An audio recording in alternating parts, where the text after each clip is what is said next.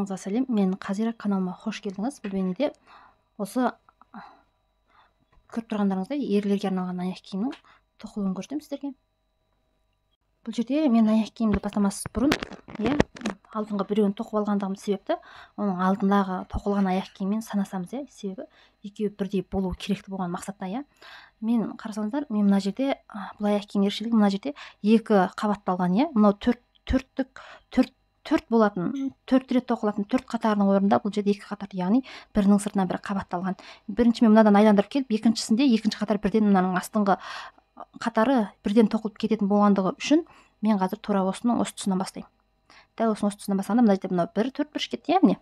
Мынау екінші төртбұрыш. Мен екінші төртбұрыштың біткен жерінен бастап алады екенмін. Қарасаңыздар, міне.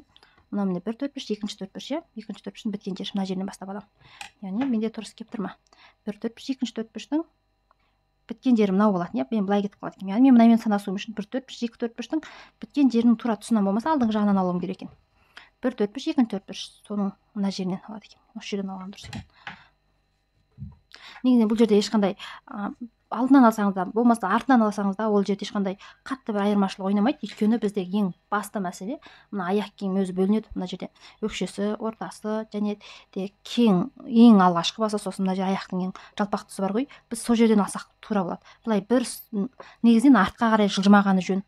Артқа қарай жылжымай ең кең тұсынан алсақ та болады. Кең тұсынан сәл ары, сәл бері, болмаса кең тұсының дәл тұсынан алсақ та болады. Бұл жерде сәл кең тұсының тура дәл ортасынан алынған. Келесіде мен одан да сәл кішкене өтіңкіреп алған жерінде көрсететін боламын. Өйткені көтерілген кезде аяқ киім ұқсамай қалады. Сәл мына жерден бір нүктеден мен екеуілдім, екеуілдім біріншісінен. Мына жерден үшеулен. Әрбір жерден үштен іліп отырамын қазір. Мына жерге үшеу.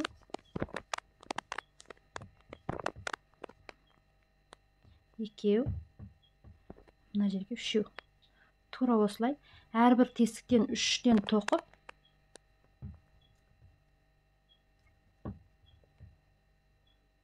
мында үшеу, тура осылай қарсы бетке дейін үшеуден тоқып келемін, мына қарсы бетке дейін. Біз бұл жерде қарап тұрсаңыздар, ең аяқ киімнің ең жіңішкерген тұсына келді, ортадағы жіңішкерген тұсы.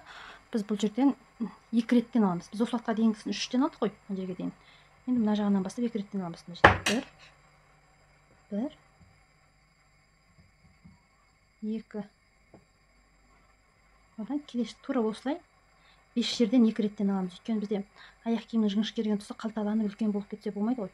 Сол себепті екі реттен алдық.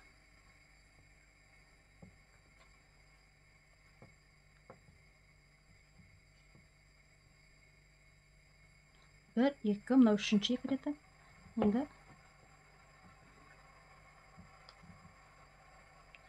төрт, мұнан және де екі реттен аламыз.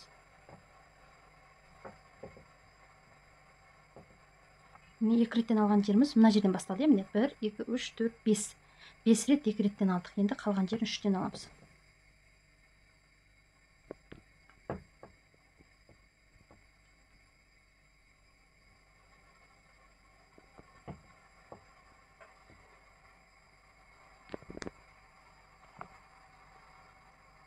Мына жерден екі рет, енді бір рет алсақ үш рет болады.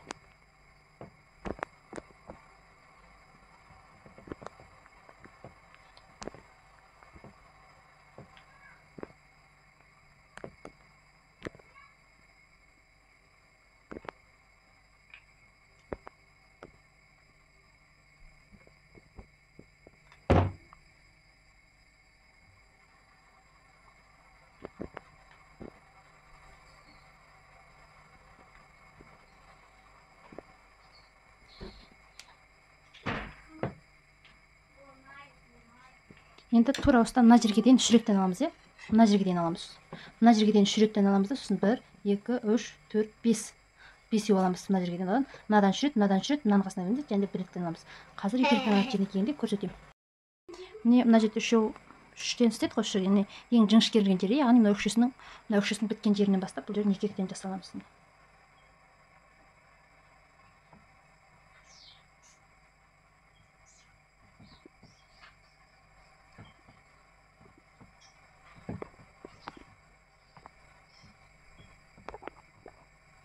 екеу,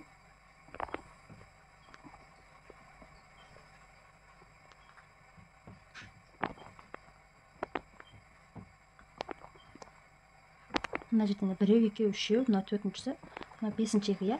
Бұл екеуді аяқ киімнің ең ортадағы жіңішке жері ғой, сол жеріне ғана жасаймыз, иә. Екі-екіден қалған жеріне үштен жасаймыз. Аяқ киім, аяқтың ортадағы ең кішкене жіңішке жері, иә, міне.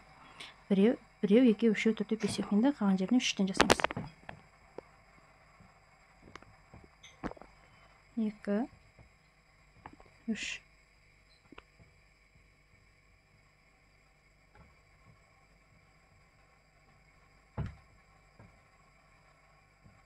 Және мына жерге біреу алып кеп. Біз екеуден бастадық қой. Сол үшін мына жерге 3 деп бастадым, иә, мен. 3 деп мына жерден алып келдім. Енді кеттік, иә. Енді осы жерден бастап мына жерде қарасаңыздар, басында айтып өткендей 2 қатар, иә, 2 қалың қатар. Яғни бұл 2 қалың қатар дегеніміздің өзі 4 қатарға пара-пар келеді, иә. 2 қалың қатар бізде 4 қатарға пара-пар келеді. Сол үшін дәл қазір осы жерден бастап біз үстіне екінші қатар тоқып бастаймыз.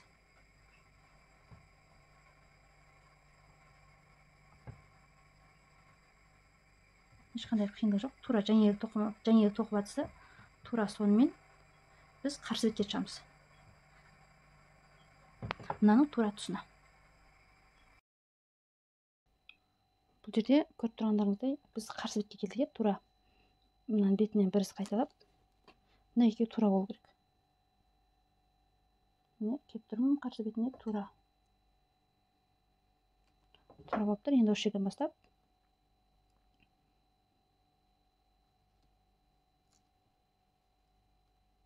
осы жерден кейін былай қарай оң қылдырып тоқуымыз керек. Оң қылдырып. Міне мына жерден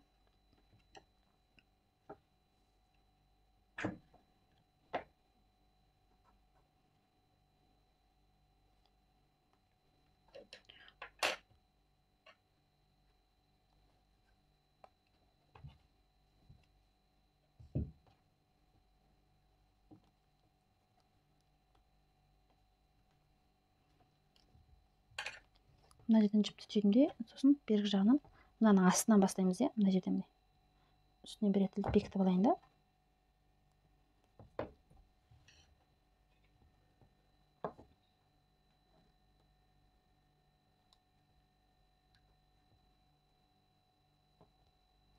Енді мынаның астынан аламыз.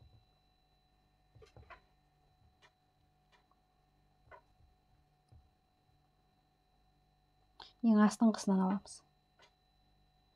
Тура осылай қарсы жақ бетке айландырып тоқып келеміз.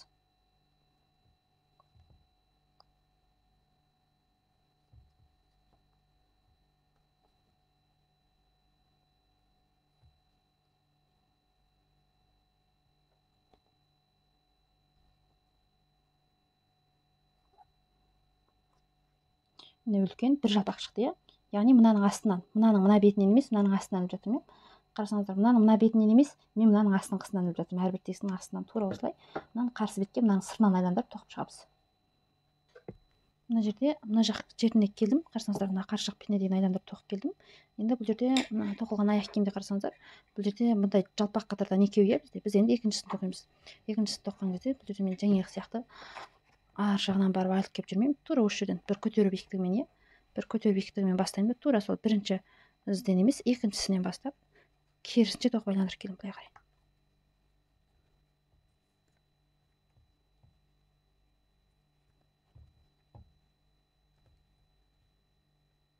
Сіздер видеода қандай да бір нәрсе түсінбесеңіздер, пікір алаңына қалдырып, менен сұрасаңыздар болады. Иә, мен сіздерге кері жауап қайтарам. Енді бәріңізге бірдей уақыт тигенше қайтарам, иә. Негізінен жауап алмаған ешкім болмады деп ойлаймын мен. Тура осылай мына жақ бетіне дейін айландырып тоқып келеміз. Мына жерде мен керісінше айландырып, иә, былай қарай тоқып әдісімен мына жақ шетіне келдім. Енді дәл осы жерден бастап енді бір көтерілмегімен, иә, бір көтерілмегімен енді біз жаңа былай қарай керісінше айландырып кеттік қой. Енді тура соның астыңғы жағынан бірінші қатардың мына жердегі екінші қатардың астыңғысынан екінші қатарды ішіне алу әдісі арқылы тоқимыз.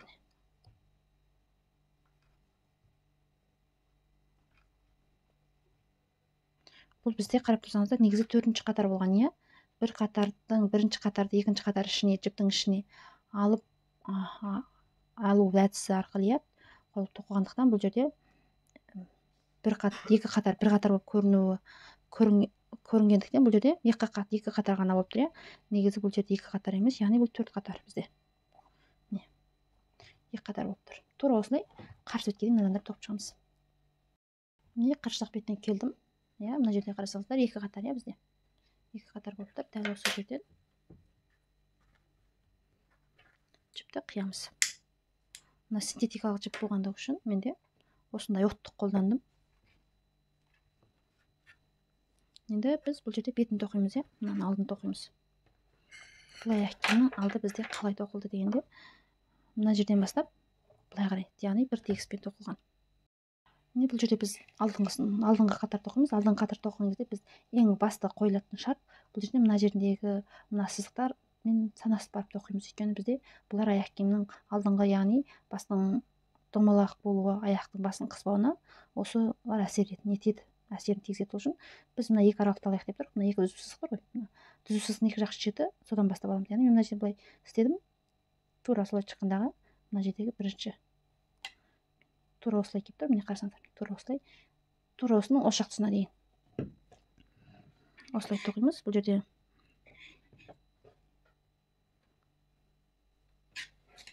ең бірінші жіпті бекітіп алу әдісі арқылы аламыз. Бұл бір жақ шеті болады, иә.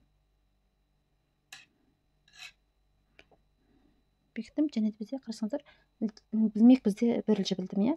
Ешқандай із қалдырмаймыз бұл жерде, арада із қалмайды, әрбір ізге тоқимыз. Ілмек бізде үшеуінен бір жіп алу әдісі арқылы. Ілмек бізде біреу, келесі ізге тоқимыз. Ешқандай із қалдырмаймыз бұл жерде. Үшеуінен біреу. Ілмек бізде бір жіп, одан кейін келесі ізден аламыз. Ілмек бізде үш жіптен біреу. Тура осылай тоқып әдісімен осының тура тұсына келеміз ғой. Ал мына артылған жіпті арасына қосып отырамыз.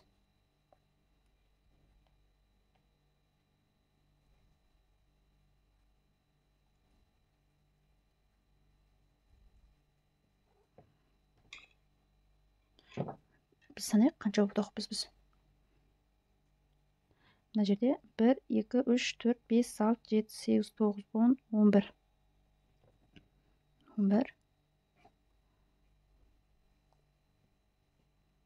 12. Біз алдыңғы жерінен бастап салыстырып көрейік. Біз мынадан бастап тоқығанбыз. Яғни астыңғы немен санаған кезде екі кішкентайдың тұсынан, үшіншісінің тура тұсындағы тесіктен бастап біз мына жақ шетінен санағанда 1, 2, 3-шісінің тура тұсына, яғни бізде тура келіп тұрмыз, тура сол жерден. Бізде 1, 2, 3, 4, 5, 6, 7, 8, 9, 10, 11, 12.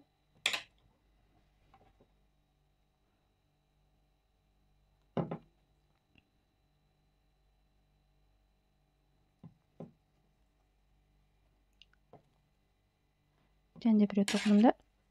Сіздер өздеріңіз аяқ киімдеріңізге қарап көресіздер, тоқыған аяқ киімдеріңізде. Сіздерде мүмкін 12, мүмкін 13, мүмкін 14 болу керек. Ол сіздің аяқ киіміңіздің тоққанына байланысты, иә. Ана жеріндегі сіз көрсеткен сызығына байланысты тура келеді ол. Менде қазір 14 болған болу керек. 1, 2, 3, 4, 5, 6, 7, 8, 9, 10, 11, 12, 13, мына бекіткенмен 14 болып тұр менде. Енді тура осы жерден менде белгілеу ілгегімен бекітеміз бұл жерге. Мына жерге белгілеу ілгегін қоямын, бұл белгілеу ілгегі деп аталады. Осындай жіңішкесін алғандарыңыз дұрыс. Бұның үлкендеуі бар, ол үлкен жіппен жұмыс жасағанда керек болады. Ал бұл кішкентай болғандығы үшін, бұл жіңішке болғандығы үшін, жіп болғандығы үшін біз кішкентайын аламыз. Енді екінші қатар, иә, бізде екінші қатарда біз және мынадан қойып, арасынан із қалдырмаймыз. Із қалдырмай, тура соның қасынан аламыз. Тура соның қасынан. Тура соның қасынан алдық. Және де мына жіп тартып қалмау керек. Мына жіппен бірдей болып тұру керек, иә. Тура үшін бекіттік, және де жаңа әдіс қайталана береді. Одан келесізден бұл жерде ешқандай қиындық ештеңесі жоқ. Тура осылай ілмек бізде үш жіп, үш жіптен біреу демек бізден 3 жіп, бұл жартылай биіктік деп аталады, иә. Бізде егер толық биіктік болатын болса, онда 3 жіптен 2 жіп тартып алатын едік, екеуінен біреу. Бұл бізде жартылай биіктік әдісімен тоқылатын тоқу әдісі.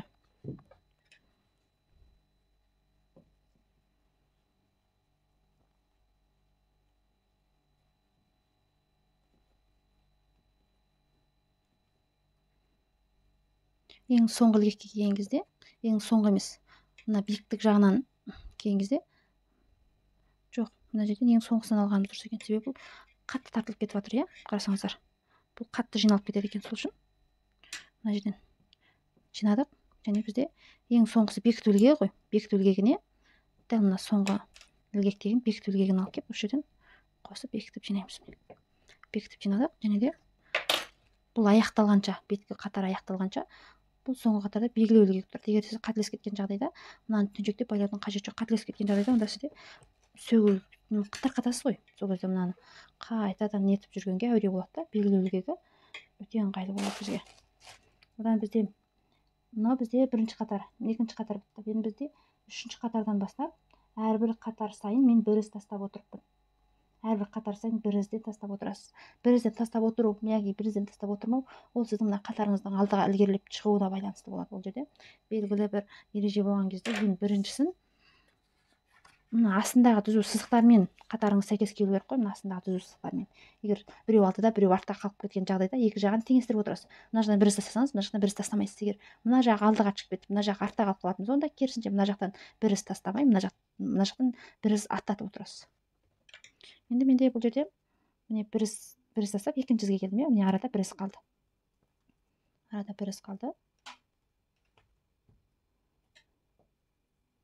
Тура және ұқсаған бекіттім. Бұл жерде бірінші ізден аласыз, бірінші көзден.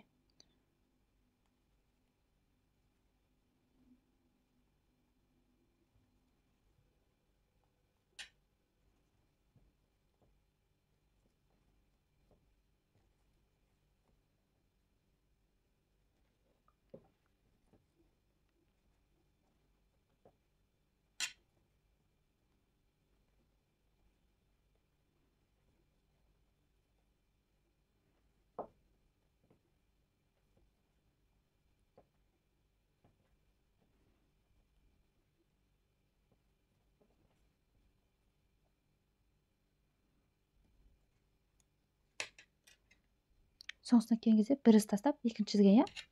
Ар жақ беті қалай болды, бер жақта тура сондай болу керек.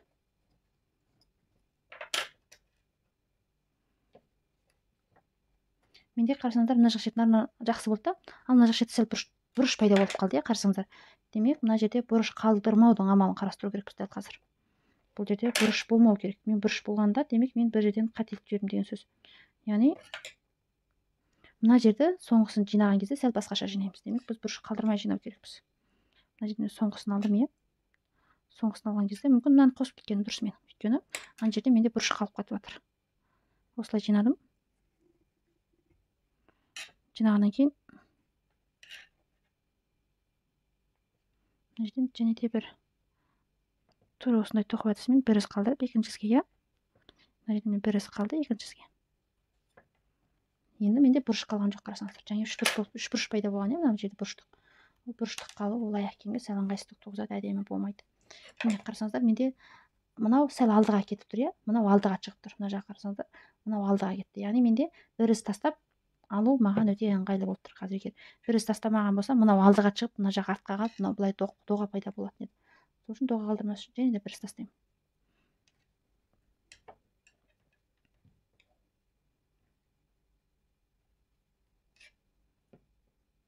Тура солай, мына жерде бірінші ізден аламыз.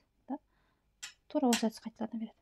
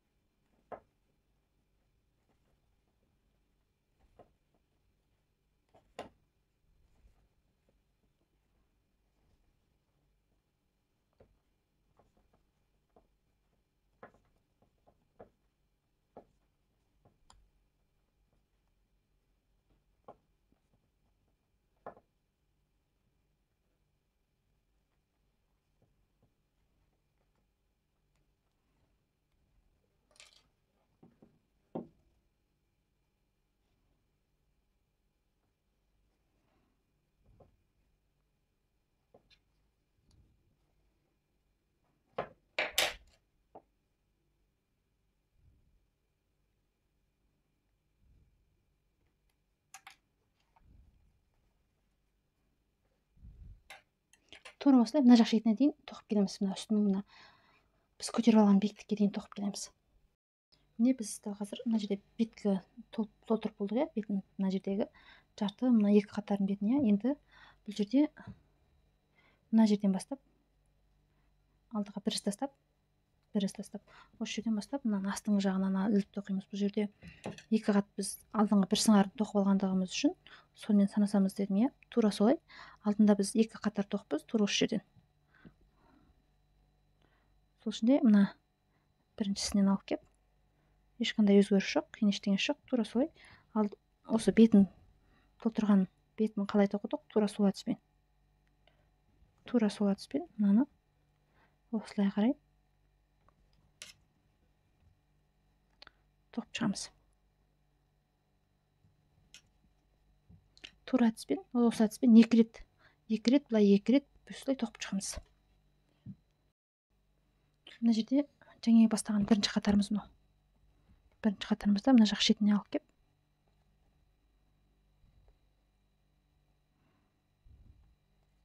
аяқтадым да, бұны да бір тастап ортасына екіншісін алып келдім. Бекітіп,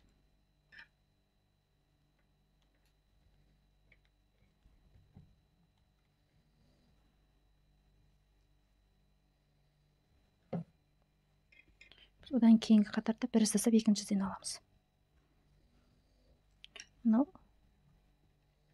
ортасындағы мына жіп тартып қалмау керек, иә. Бұл жіпті мынамен көлеммен бірдей етіп сыртына қарай қайырып өлшеп көріп аламыз. Тура осы жерден әрбір іздің тұсынан жартылай биіктік арқылы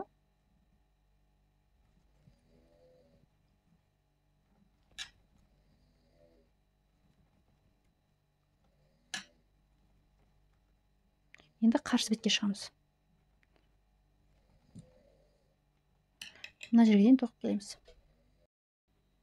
Міне бұл жерде, яғни екінші қатардың соңына келдік.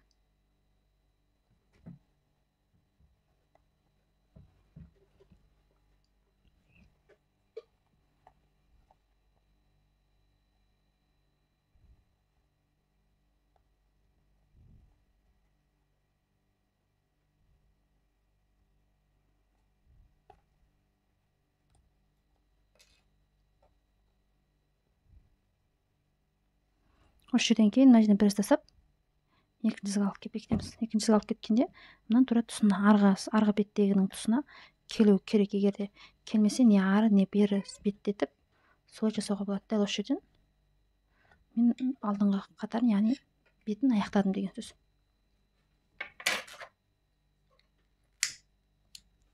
Бетін аяқтадым. Ендігі бізде тоқитын нәрсе, біз мына жерге дейін аяқтап болдым қазір. Мына жерге дейін мына жағын, міне қарасаңыздар, міне. Қарасаңыздар, мына жерін тоқып біттім, мына жерін. Енді мына артқы өкшесін қалды, оны келесі видеоға бөліп тоқитын боламыз. Енді мына артқы өкше жағын тоқитын боламыз мына жерді. Назарларыңызға рахмет. Келесі бейнеде көріскенше, мен Қазира.